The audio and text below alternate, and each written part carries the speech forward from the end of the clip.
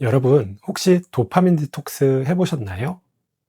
우리 시대에 도파민 과잉으로 인해서 도파민 시스템의 기능이 떨어지는 분들이 이런 도파민 디톡스를 많이들 하십니다. 오늘은 한 연구를 통해 이런 도파민 디톡스가 과연 의학적으로 효과가 있는지를 살펴보고, 더 나아가서 우리 도파민 시스템 건강을 건강하게 유지하기 위해서는 어떻게 하는 것이 좋은지에 대해서 이야기를 해보고자 합니다. 안녕하세요. 활력 있는 일상을 꿈꾸는 정신과 의사 배종빈입니다. 요즘 시대는 정말 도파민 과잉 시대입니다. 너무나도 쉽게 이런 도파민을 얻을 수 있는 시대가 되었는데요. 우리가 맛있는 음식 클릭 몇 번만으로도 시켜가지고 달고 짜고 자극적인 음식을 먹을 수가 있습니다.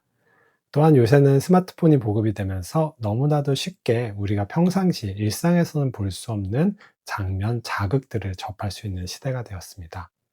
문제는 이런 도파민이 무한하고 이런 도파민 시스템 건강이 지속적으로 건강할 수 있다면 좋겠지만, 이런 도파민 과잉 속에서 도파민 시스템의 기능은 점차적으로 떨어진다는 것입니다. 여러분들 그 어두운 곳에 있다가 밝은 곳으로 나아가서 있어 본 적이 다들 있으시겠죠? 어떠셨나요? 우리 눈이 이런 빛에 나도 모르게 이제 적응하는 것을 아실 수가 있습니다. 우리 도파민 시스템도 이와 같습니다. 도파민이 너무나도 자주 분비가 되면은 우리의 도파민 시스템이 이것에 적응을 해서 정상적인 도파민만으로는 도파민의 역할이 제대로 일어나지가 않게 됩니다. 이전에 여러 번 말씀드린 것처럼 도파민의 역할은 각성도를 높이고 주의력을 높이고 기력을 높이게 됩니다. 그래서 보상이 기대되는 상황에서 우리가 이런 것들이 증가가 됨으로써 결과적으로 보상을 획득할 가능성이 높아지는 것이죠. 그런데 이런 도파민 과잉에 어떻게 보면 익숙해져 있으면은 적절한 도파민 분비만으로는 이런 도파민 시스템이 가동이 되지가 않고, 결과적으로 일상에서 각성도가 떨어지고 주의력이 떨어지고 무기력해지게 됩니다. 그렇기 때문에 이런 도파민 과잉 분비는 결과적으로 도파민 시스템 기능을 떨어뜨리게 되는 것입니다. 오늘 소개해 드릴 연구는 이런 도파민 과잉으로 인해서 도파민 시스템의 기능이 저하되고 있는 분들을 대상으로 시행된 연구입니다. 어, 마약 중에는 메트암페타민이라는 물질이 있습니다. 이 메트암페타민은 도파민 시스템에 작용을 하게 되는데요. 도파민을 굉장히 과량으로 분비가 되게 함으로써 이러한 과량의 도파민이 여러 가지 양리 작용을 일으키게 됩니다. 그래서 실제 이제 마약으로 쓰게 되고 법적으로 엄격하게 관리가 되는 약물입니다. 한국에서는 거의 사용이 되지 않지만 미국의 경우에는 이런 의료용으로 아주 일부, 그리고 불법적으로 유통이 되는 경우가 있는데요.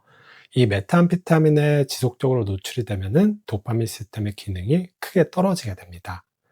이 연구는 캘리포니아 대학교에서 시행을 하게 되었는데, 이 캘리포니아 대학교 연구진이 이런 메타암페타민 중독자들을 모아가지고 이 사람들의 도파민 시스템이 도파민 디톡스를 하였을 때 어떻게 변화가 되었는지를 확인을 해보았습니다.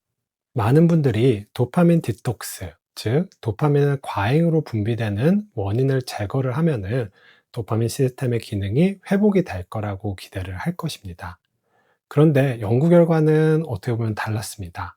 약 8주간 이 사람들이 메타암페타민을 더 이상 복용하지 않고, 그리고 주기적으로 이러한 물질을 사용하면 안 되는 이유에 대해서 교육을 받았습니다. 그리고 8주 전과 8주 뒤를 비교를 해가지고 도파민 수용체의 기능이 얼마나 회복이 되었는지를 확인을 하였습니다. 그 결과가 어땠을까요? 이 도파민 수용체의 기능은 도파민 수용체 결합능이라는 걸 통해서 확인을 하였는데, 이런 도파민에 작용하는 도파민 수용체의 밀도, 기능이 어떤지를 확인을 해본 것입니다. 그 결과 8주가 지났는데 약 3.13%의 도파민 수용체 결합능이 올라갔다고 합니다. 보통 메타암페타민 중독자들의 경우에는 일반인에 비해서 한 15에서 20% 도파민 수용체 결합능이 떨어져 있다고 합니다. 이분들이 이제 열심히 어떻게 보면은 2달 동안 이런 메타암페타민을 찾지 않고 복용하지 않고 꾹꾹 참아서 기다렸는데, 사실 이런 능력은 약 3% 밖에 회복이 안 된 것입니다. 어떻게 보면은 사실 거의 비슷하다고 볼 수가 있는 거죠. 즉, 이와 같은 연구 결과가 의미하는 것은 도파민 수용체의 기능이 떨어진 상태에서 도파민 과잉을 일으키는 물질을 중단하는 것만으로는 사실 이제 도파민 시스템의 기능이 회복되기에는 어렵다는 것입니다. 즉, 우리가 일반적으로 얘기하는 도파민 디톡스, 도파민 과잉 분비를 유발하는 원인을 참고 이를 멀리하는 것만으로는 우리의 떨어진 어떻게 보면 도파민 수용체의 기능을 회복하기는 어렵다는 것입니다.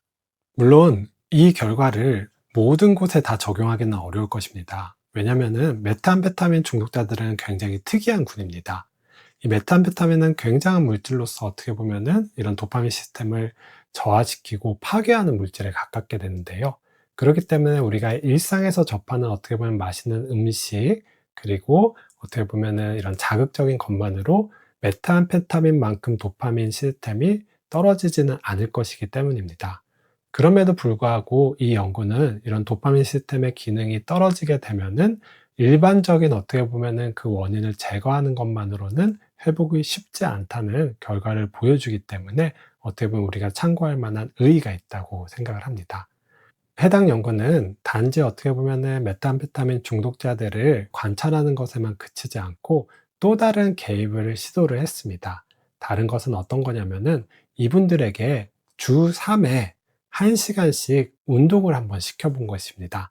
그래서 8주 동안 어떻게 보면은 주기적으로 이런 운동을 했을 때 도파민 시스템의 기능이 얼마나 회복이 됐는지 역시 확인을 하였습니다. 1시간의 운동은 30분은 유산소를 하고 30분은 웨이트 트레이닝을 어떻게 보면 1대1 코칭을 받으면서 하게 되었는데요. 그 결과가 굉장히 놀랍습니다. 앞서 말씀드린 것처럼 메탄베타민을 중단을 하고 그저 관찰할 때는 도파민 시스템의 회복이 약 3%에 불과했었던 것에 비해서 꾸준한 운동을 한 군을 봤더니 무려 13.89%가 회복이 됐다고 합니다. 2달 동안 굉장히 많이 어떻게 보면 회복이 된 것이지요. 이 연구 결과를 다시 정리하자면 이렇습니다. 이런 메탄페타민 중독자들과 같이 도파민 시스템 기능이 떨어진 군에서 단지 그 원인을 제거하는 것만으로는 도파민 시스템이 충분히 회복할 수 없고, 운동과 같은 도파민 시스템 회복을 시켜주는 어떤 인터벤션을 가할 때 도파민 시스템 기능이 잘 회복이 될 수 있다는 것입니다. 즉, 우리가 일반적인 도파민 디톡스는 도파민 시스템의 기능을 회복시켜 줄 수 없다는 것, 그리고 도파민 디톡스 외에 우리가 추가적으로 하는 것이 필요하다는 것을 보여주는 연구 결과라고 할 수가 있습니다. 그렇다면은 우리가 단지 도파민 과잉을 일으키는 물질을 참는 것 외에 도파민 시스템 기능을 회복시키는 데 도움이 될 수 있는 것은 어떤 것이 있을까요? 앞서 연구에서 본 것처럼 그 첫 번째는 운동입니다. 운동은 BDNF라는 인자를 만들어내게 됩니다. 이 BDNF는 뇌의 비료와 같은 역할을 하게 되는데요. 이 BDNF가 뇌 신경세포의 성장, 회복을 돕는 역할을 하게 됩니다. 그래서 운동을 통해 만들어진 BDNF가 결과적으로 신경세포의 회복을 돕게 되고, 결과적으로 이런 도파민 시스템의 기능이 좋아지는데 긍정적인 영향을 미칠 수가 있는 것입니다. 그래서 이번 연구에서처럼 이렇게 운동을 꾸준히 하는 것 자체가 떨어진 뇌 기능을 회복하는 데 큰 도움이 될 수 있다는 것을 첫 번째로 말씀을 드리고 싶습니다. BDNF는 꼭 운동만을 통해서 만들어지는 것은 아닙니다. 이 뇌 비료 역할을 하는 BDNF를 만드는 물질 중에 하나가 바로 항우울제입니다. 어떤 분들은 여러 가지 이유로 운동이 어려운 상황도 있습니다. 시간이 없거나 혹은 몸 상태가 좋지 않아서 너무 고령이신 분들은 사실 이제 운동하기 어려운 상태일 수가 있는데, 이와 같은 경우에는 사실 항우울제가 이런 BDNF를 만들어내서 뇌 신경세포의 회복을 도울 수 있는 어떻게 보면 대안이 될 수가 있습니다. 실제로 항우울제는 이런 도파민 시스템의 기능을 회복시키는 데 큰 도움이 되고요. 실제로 여러 우울증 환자분들이 무기력해지고 흥미 재미가 떨어지는 것이 도파민 시스템의 기능이 떨어지기 때문이라고 설명을 하는 가설들도 있습니다.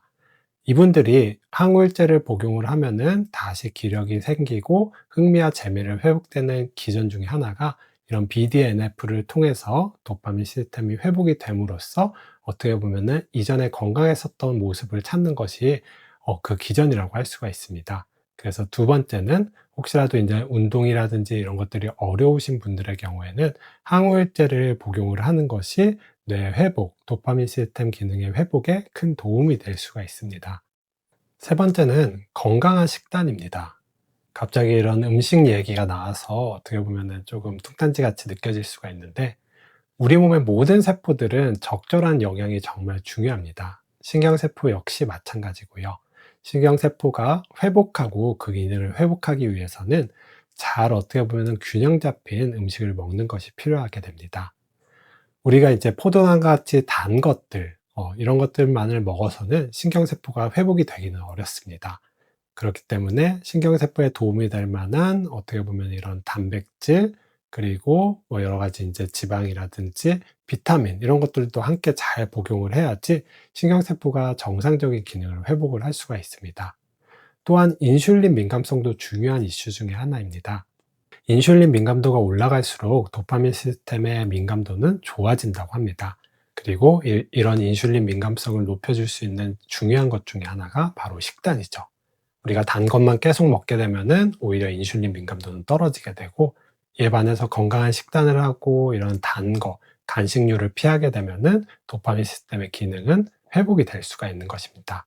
그래서 세 번째는 이런 어떻게 보면 건강한 식단을 잘 섭취를 하는 거, 그리고 우리가 이제 아침 공복을 하시는 분들도 많은데 아침 식사도 잘 챙겨 먹는 것이 도파민 시스템 기능의 회복에 중요하다 말씀을 드리고 싶습니다. 오늘은 캘리포니아 대학교 연구를 통해서 우리가 이야기하는 일반적인 도파민 디톡스, 과연 효과가 있는지를 확인을 해보았습니다.